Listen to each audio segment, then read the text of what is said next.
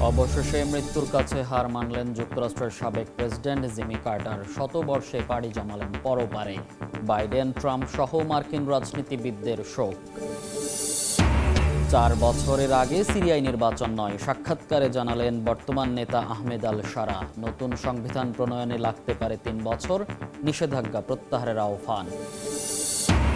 এবং খ্রিস্টীয় নতুন বছরকে বরণ করে নিতে নিউ ইয়র্কে শেষ সময়ের প্রস্তুতি। ইতালির রোমেও নানা আয়োজন। পাকিস্তানের করাচিতে 144 ধারা জারি, আতশবাজি নিষিদ্ধ।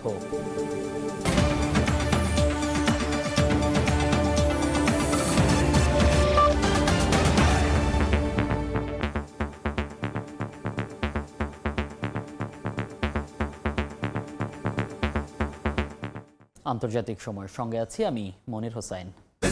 যুক্তরাষ্ট্রের সাবেক প্রেসিডেন্ট জিমি কার্টার মারা গেছেন। বার্ধক্যজনিত কারণে নিজ বাড়িতেই মৃত্যু হয়েছে 100 বছর বয়সী 39তম মার্কিন এই প্রেসিডেন্টের। রোববার এক বিবৃতিতে বিষয়টি নিশ্চিত করেছে কার্টার সেন্টার। তার মৃত্যুতে শোক জানিয়েছেন জো বাইডেন, ডোনাল্ড ট্রাম্প সহ দেশটির রাজনীতিবিদরা। গেল 1 অক্টোবর শতবর্ষে পদার্পণ করেন যুক্তরাষ্ট্রের সাবেক প্রেসিডেন্ট জিমি কার্টার। তিনি প্রথম কোনো সাবেক মার্কিন প্রেসিডেন্ট যিনি শতবর্ষে পদার্পণের মাইল ফলক অর্জন করেন। তার জন্মদিনে শুভেচ্ছা জানান প্রেসিডেন্ট জো বাইডেন সহ দেশটির রাজনীতিবিদরা। স্থানীয় সময় রোববার বিকেলে মারা গেছেন যুক্তরাষ্ট্রের 39তম এই প্রেসিডেন্ট। এক বিবৃতিতে কার্টার সেন্টার জানিয়েছে, বার্ধক্যজনিত কারণেই মৃত্যু হয়েছে তার। গেল 21 মাস ধরে জর্জিয়া অঙ্গরাজ্যের প্লেইন্স এলাকায় নিজ বাড়িতেই নিবিড় সেবা যত্নে ছিলেন তিনি।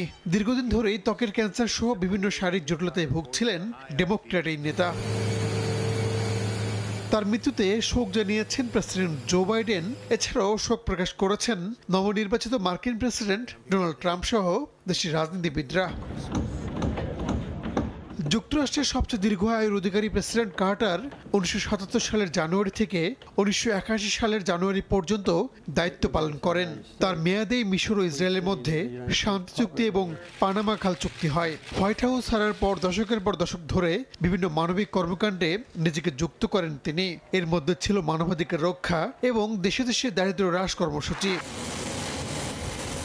আন্তর্জাতিক সংঘাতে শান্তিপূর্ণ সমাধান খুঁজে পেতে নিরলস প্রচেষ্টা, গণতন্ত্র ও মানবাধিকার পরিস্থিতির উন্নতি সাধন এবং অর্থনৈতিক ও সামাজিক উন্নয়নে ভূমিকা রাখার স্বীকৃতি হিসেবে 2002 সালে তাকে নোবেল শান্তি পুরস্কার দেয়া হয়। 1924 সালে জন্ম নেয়া কার্টার 60-এর দশকে মার্কিন রাজনীতিতে প্রবেশ করেন। 1971 থেকে 1975 সাল পর্যন্ত জর্জিয়ার গভর্নর ছিলেন তিনি।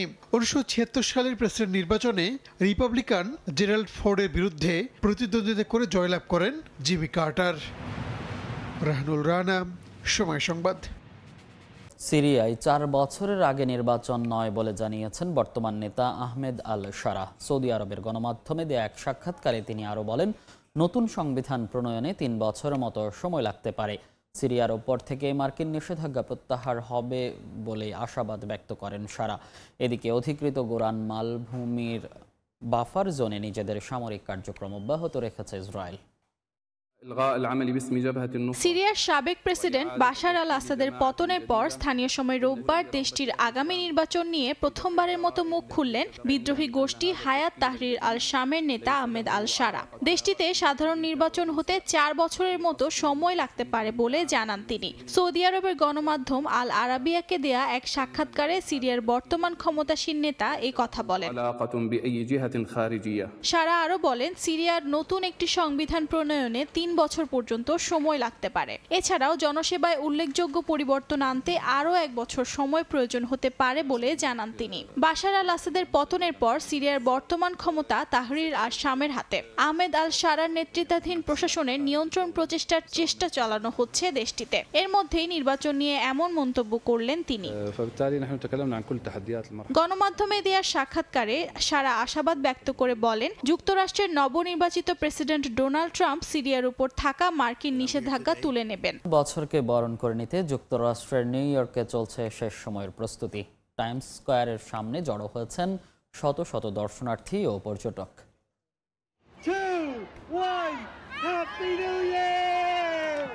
রঙিন কাগজ ছড়িয়ে দেয়া হচ্ছে আকাশে। বিলবোর্ডে লেখা উঠেছে new year's eve Times Square 2025। খ্রিস্টীয় নতুন বছরকে বরণ করে নেয়ার অংশ হিসেবে নানা আয়োজন চলছে নিউ ইয়র্কে। শেষ সময়ের প্রস্তুতি দেখছেন উপস্থিত অনেকে।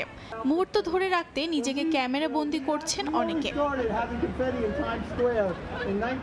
দোরগোড়ায় কড়া নাড়ছে নতুন বছর 2025। স্থানীয় সময় রোববার যুক্তরাষ্ট্রের নিউ ইয়র্ক শহরের টাইম স্কয়ারে ভিড় করেন শত শত দর্শনার্থী। নতুন বছরের বল ড্রপ অনুষ্ঠানের প্রস্তুতি নেন তারা। বল ড্রপ অনুষ্ঠানে পর্যটক ও স্থানীয়রা নতুন বছরের জন্য তাদের ইচ্ছাগুলো রঙিন কাগজের টুকরোর ভেতর লিখে কনফিটের সঙ্গে মিশিয়ে দেন, যা নববর্ষ উদযাপনের সময় একসঙ্গে ছাড়া হবে। টাইম স্কয়ারের কর্মকর্তাদের সঙ্গে শিশুদেরকেও অংশগ্রহণ করতে দেখা যায়। প্রতি বছরের মতো এবারও বেশ জাঁকজমকপূর্ণ করে টাইম স্কয়ারে হতে চলেছে নতুন বছরকে বরণ অনুষ্ঠান। হাজার হাজার মানুষ একসঙ্গে জায়গাটিতে জড়ো হয়ে স্বাগত জানাবেন 2025 সালকে। এবারের আয়োজন কেমন হতে চলেছে তারই যেন এক ঝলক দেখা মিলল এই প্রস্তুতি অনুষ্ঠানে। অর্জিতা শেজিন, সময় সংবাদ। খ্রিস্টীয় নতুন বছরকে বরণ করতে প্রস্তুত ইতালিও। দিনটি উদযাপনে রাজধানী রোমে সরকারিভাবে আতশবাজি ফোটানো ছাড়াও কনসার্টের আয়োজন করা হবে এবারও। প্রবাসী বাংলাদেশিদের প্রত্যাশা নতুন বছর তাদের আরও ভালো যাবে। ইতালি থেকে হাসান মাহমুদের রিপোর্ট। বড়দিনের পর ইতালীয়রা খ্রিস্টীয় নতুন বছরকে বরণ করতে নানা প্রস্তুতি গ্রহণ করেছে। সরকারিভাবে বিভিন্ন স্থাপনায় আলোকসজ্জা ছাড়াও মঙ্গলবার মধ্যরাতে ঐতিহাসিক কোলোসিয়ামে আতশবাজি ফুটানোর মধ্য দিয়ে নতুন বছরকে স্বাগত জানাবে। রোম ক্যাপিটাল সরকারিভাবে এই অনুষ্ঠানের আয়োজন করে থাকে। এবারও রোমের প্রাণকেন্দ্র ফোরি ইম্পেরিয়াল চত্বরে বিশাল কনসার্টের আয়োজন করা হয়েছে। 31 ডিসেম্বর সন্ধ্যা থেকেই এই কনসার্ট শুরু হবে। প্রতি বছরের মতো এবারও নানা ইভেন্টের আয়োজন থাকছে নতুন বছরকে বরণ করতে। ইতালীয়দের চাওয়া 2025 সাল হবে যুদ্ধ বিগ্রহ মুক্ত শান্তির বিশ্ব। প্রবাসী বাংলাদেশিদেরও প্রত্যাশা তেমনটি। নতুন বছরে আমার প্রত্যাশা বিশ্বব্যাপী চলমান যুদ্ধ বন্ধ হোক, আর এ কারণে দায়িত্বশীলদের হৃদয় দিয়ে কাজ করতে হবে। নতুন বছরে সকলকে আমি শুভেচ্ছা জানাচ্ছি। আমরা আশা রাখি যে 2025 সাল আমাদের জন্য অবশ্যই ভালো হবে। 2025 সালে যেন আর যুদ্ধ মারামারি হানাহানি যেন না থাকে, পৃথিবীটা শান্তিময় হয়, এই আশা ব্যক্ত করি। গেল 24 ডিসেম্বর থেকে শুরু হয়েছে খ্রিস্ট ধর্মের জুবিলি। নতুন বছরকে বরণ করার পাশাপাশি এই জুবিলিও উপভোগ করছেন বিপুল সংখ্যক পর্যটক। ইতালির রোম থেকে হাসান মাহমুদ, সময় সংবাদ। এদিকে 31st নাইটে ঘিরে পাকিস্তানের করাচিতে 144 ধারা জারি করা হয়েছে। সব ধরনের আতশবাজি, ফাঁকা গুলি ছোঁড়া নিষিদ্ধ করেছে পুলিশ। রোববার এক বিবৃতিতে করাচির পুলিশ কমিশনার জানান, শহরের নাগরিকদের নিরাপত্তার কথা মাথায় রেখেই 2 দিনের জন্য 144 ধারা জারির সিদ্ধান্ত নেওয়া হয়েছে। অতীতে খ্রিস্টীয় নতুন বছর উদযাপন ঘিরে আতশবাজি ও ফাঁকা গুলির ঘটনায় আহত হয়েছেন অনেক মানুষ বলে উল্লেখ করা হয় বিবৃতিতে। 31 ডিসেম্বর শুরু হয়ে 1 জানুয়ারি রাত 12টা পর্যন্ত শহরটিতে 144 ধারা জারি থাকবে।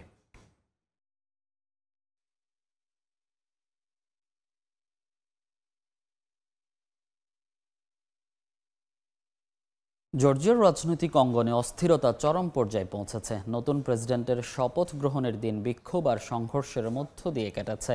এছাড়া ইউরোপীয় ইউনিয়নে যোগ দেওয়ার আলোচনা স্থগিত করাকে কেন্দ্র করে দেশটিতে এখন গভীর রাজনৈতিক সংকট দেখা দিয়েছে। রোববার জর্জিয়ার নতুন প্রেসিডেন্ট মিখাইল কাভেলাসভিলি শপথ গ্রহণ করেছেন, কিন্তু তার এই প্রেসিডেন্সিকে ঘিরে দেশ জুড়ে শুরু হয়েছে তীব্র বিতর্ক। ইউরোপীয় ইউনিয়নে যোগ দিতে আবেদন প্রক্রিয়া স্থগিত করার সরকারি সিদ্ধান্তের পর থেকেই দেশ জুড়ে বিক্ষোভ শুরু হয়, যা কাভেলাসভিলির শপথ গ্রহণের দিনে আরও তীব্র আকার ধারণ করে। জর্জিয়ার সাবেক প্রেসিডেন্ট ইউরোপপন্থী মতাদর্শের সমর্থক সালোমে জুরাভিশভিলি দাবি করেছেন তিনি দেশের বৈধ প্রেসিডেন্ট। দেশকে ইউর পরিবর্তে রাশিয়ার দিকে ঠেলে দেওয়া হচ্ছে বলে মন্তব্য করেন তিনি। একই সঙ্গে কাভেলাসভিলিকে শাসক দলের প্রতিষ্ঠাতা এবং বিলিয়নিয়ার সাবেক প্রধানমন্ত্রী বিৎজিনার অনুগত নেতা বলে চিহ্নিত করা হচ্ছে। ডোনাল্ড ট্রাম্প প্রেসিডেন্ট হিসেবে ক্ষমতা গ্রহণের আগেই যুক্তরাষ্ট্রের বিরুদ্ধে কঠিন কৌশল অবলম্বনের সিদ্ধান্ত নিয়েছে উত্তর কোরিয়া। নিরাপত্তা ও জাতীয় স্বার্থ রক্ষায় যুক্তরাষ্ট্রকে প্রতিহত করার উদ্দেশ্যে সিদ্ধান্ত নিয়েছেন কিম জং উন। দক্ষিণ কোরিয়া যুক্তরাষ্ট্রের জন্য একটি কমিউনিস্ট বিরোধী ঘাঁটিতে পরিণত হয়েছে বলেও দাবি করেন তিনি। নবনির্বাচিত মার্কিন প্রেসিডেন্ট ডোনাল্ড ট্রাম্পের প্রেসিডেন্সির প্রথম মেয়াদকালে উত্তর কোরিয়ার সর্বোচ্চ নেতা কিম জং উনের সঙ্গে 3 বার সাক্ষাৎ করেন। 3 বারের সাক্ষাতে এই দুই নেতা উত্তর কোরিয়ার পারমাণবিক কর্মসূচি নিয়ে আলোচনা করেন। তবে জো বাইডেনের প্রেসিডেন্সির সময় দুই দেশের সম্পর্কে কিছুটা ভাটা পড়ে। এবার ট্রাম্প ক্ষমতায় আসার পর আবারও দুই দেশের ভূরাজনৈতিক সম্পর্কের উন্নয়নের সম্ভাবনা তৈরি হয়। তবে অনেক বিশেষজ্ঞের ধারণা, ট্রাম্পের নতুন মেয়াদে তার মনোযোগের কেন্দ্রবিন্দু হবে ইউক্রেন আর মধ্যপ্রাচ্য ইস্যু। আর ইউক্রেন যুদ্ধে রাশিয়াকে সেনা শক্তি দিয়ে সাহায্য করছে উত্তর কোরিয়া। এমন অবস্থায় ট্রাম্পের নতুন মেয়াদকালে ওয়াশিংটন পিয়ংইয়ং সম্পর্ক আরও জটিল আকার ধারণ করবে বলে গণমাধ্যমগুলোতে গুঞ্জন শোনা যাচ্ছে। এসব গুঞ্জনের মধ্যে এবার যুক্তরাষ্ট্রের বিরুদ্ধে কঠিন কৌশল অবলম্বনের সিদ্ধান্ত নিয়েছেন উত্তর কোরিয়ার সর্বোচ্চ নেতা কিম জং উন। দল ও সরকারি কর্মকর্তাদের সঙ্গে একটি নীতি নির্ধারণী বৈঠকে দেশের নিরাপত্তা ও জাতীয় স্বার্থে যুক্তরাষ্ট্রকে প্রতিহত করার জন্য এই সিদ্ধান্ত নেওয়া হয়েছে। স্থানীয় সময় সোমবার দেশটির রাষ্ট্রীয় সংবাদ মাধ্যম কেসিএনএ এই তথ্য জানায়। তবে কি ধরনের প্রতিরক্ষা কৌশল নেওয়া হচ্ছে কেসিএনএর প্রতিবেদনে বিস্তারিত কিছু জানানো হয়নি। প্রতিবেদনে বলা হয়, যুক্তরাষ্ট্র ও জাপানের মধ্যকার জোট একটি পারমাণবিক সামরিক জোটে প্রসারিত হয়েছে এবং যুক্তরাষ্ট্রের জন্য দক্ষিণ কোরিয়া একটি কমিউনিস্ট বিরোধী ঘাঁটি হয়ে উঠেছে। মালিহা সুরওয়ার্দী, সময় সংবাদ। যুক্তরাষ্ট্রে দক্ষ কর্মী ভিসা H-1B বিতর্কে ইলন মাস্কের পাশে দাঁড়িয়েছেন নবনির্বাচিত প্রেসিডেন্ট ডোনাল্ড ট্রাম্প। গণমাধ্যমে দেয়া এক সাক্ষাৎকারে বিদেশি কর্মীদের যুক্তরাষ্ট্রে কাজ করার বিষয়ে নিজের অবস্থান পরিষ্কার করেন তিনি। বলেন, তার প্রতিষ্ঠানে এই ভিসাধারী অনেক কর্মী রয়েছে। এই পদ্ধতিতে নিজে বিশ্বাসী জানিয়ে অনেকবার ব্যবহার করেছেন বলেও জানান ট্রাম্প। যদিও নিজের প্রথম মেয়াদে H-1B ভিসা সীমিত করার উদ্যোগ নিয়েছিলেন তিনি। এর আগে যুক্তরাষ্ট্রে সরকারি অর্থায়ন বিল পাশ না করা নিয়ে মাস্কের কথায় সায় দিয়েছিলেন ট্রাম্প।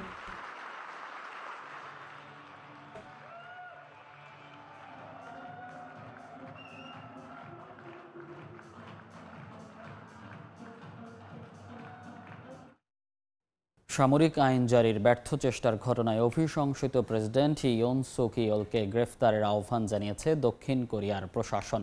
অভিশংসনের পর 3 বার আদালতে ডাকা হলেও তা অগ্রাহ্য করেন ইয়েল। এর ভিত্তিতে দেশটির উচ্চপদস্থ কর্মকর্তাদের দুর্নীতি বিষয়ক তদন্ত সংস্থা সোমবার তার গ্রেফতারের আহ্বান জানায়। এ সময় তারা ইয়েলের বিরুদ্ধে ক্ষমতার অপব্যবহার এবং বিপ্লবের অভিযোগ আনে। এবার তাকে গ্রেফতার করা কিংবা না করার বিষয়ে আদালতের সিদ্ধান্তকেই চূড়ান্ত বলে ধরে নেওয়া হবে। এর আগে ইয়েলের আইনজীবীর শুনানির দিন পেছানোর আবেদন বাতিল করে দেন আদালত।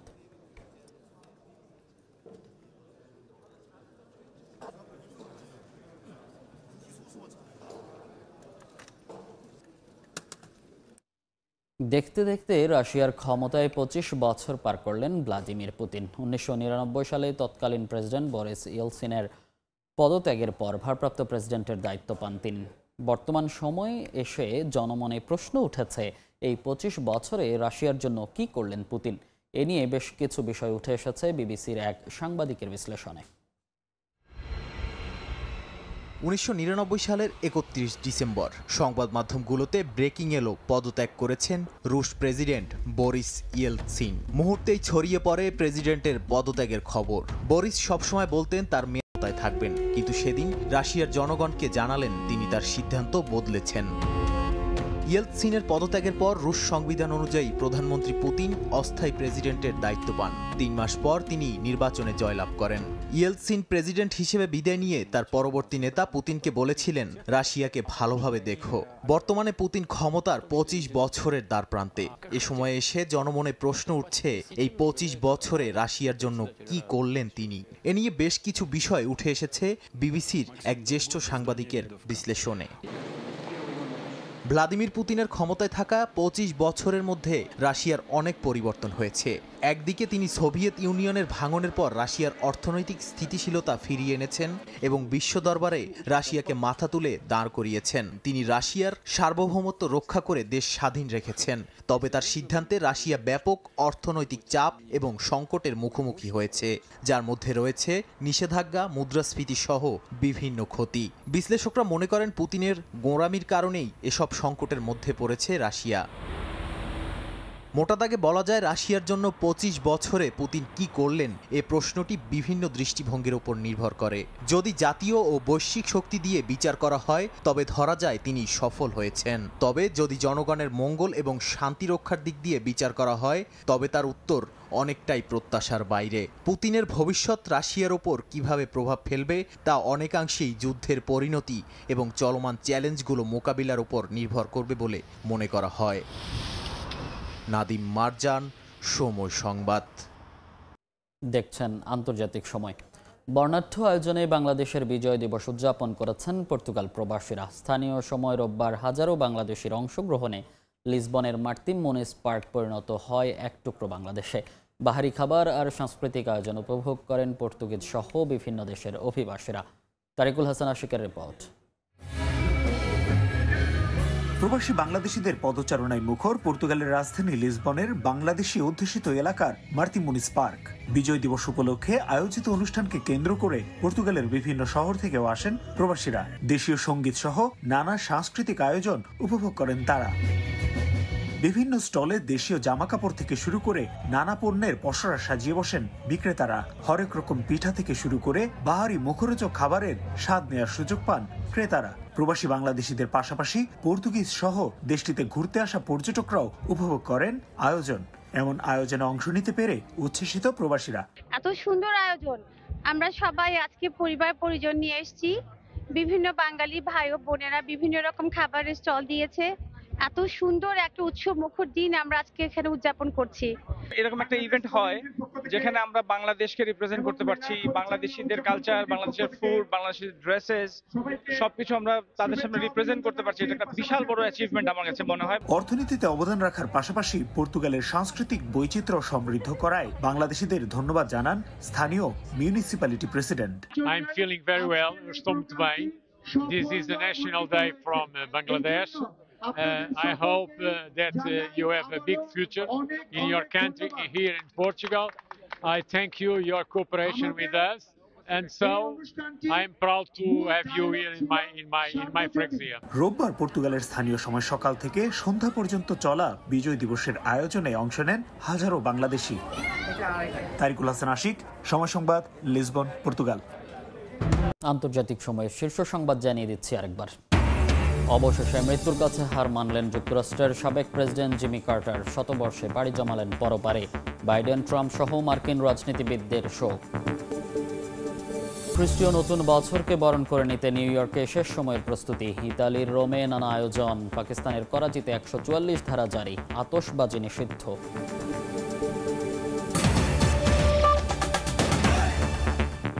এই ছিল আন্তর্জাতিক সময়ের। সঙ্গে থাকুন সময়ের।